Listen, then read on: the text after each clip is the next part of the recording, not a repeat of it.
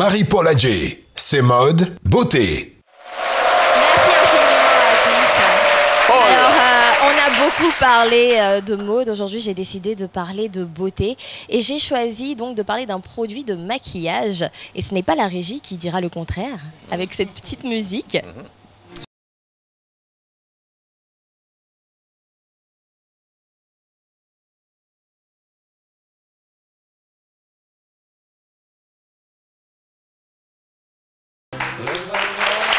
Et oui. Alors, on va parler de...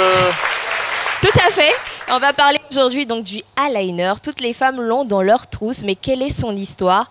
Il faut dire que tout a commencé. Ceux qui ont inventé en fait le eyeliner, ce sont les Mésopotamiens et les Égyptiens. Donc ils ont été les premiers à utiliser le eyeliner. Ils se mettaient à l'époque avec un petit bâton et c'était très populaire. Le eyeliner servait avant à donner plus d'intensité au regard, à protéger les yeux des rayons de soleil, des maladies et à lutter contre le mauvais œil. Oui, donc il est resté très populaire jusqu'à l'effondrement de l'Égypte antique.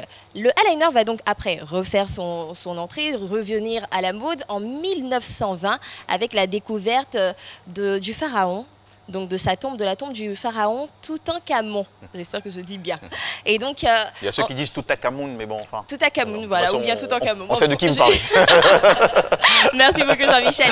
Et donc, le jeune roi, avec ses yeux cendrés de noir, ça a fait un véritable buzz, ça a fait rêver tout le monde. Ouais. Et ça a ramené le eyeliner. En 1960, on a Brigitte Bardot qui revient avec la mode du cat eyes, ce que tout le monde aime, puis les pin-up qui en font leur marque de fabrique.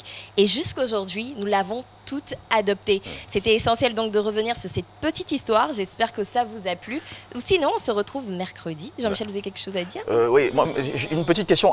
Est-ce que le eyeliner, à quel moment il faut l'utiliser? À tout moment de la journée? Non, pas forcément. En fait, ça dépend. Par exemple, quand vous avez une soirée et que vous voulez vraiment avoir le regard intense, là, j'ai un eyeliner, donc le tracé des yeux. Ouais.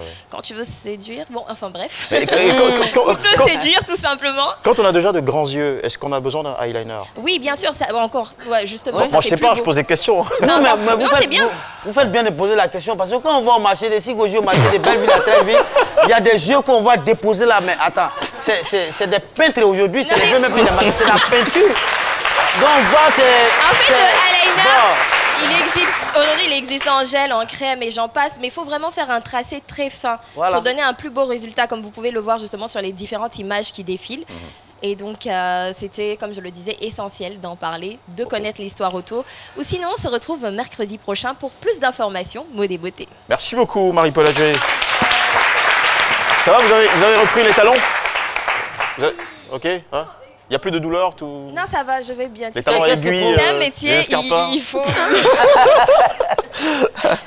D'accord, nous avons passé cette émission en compagnie de...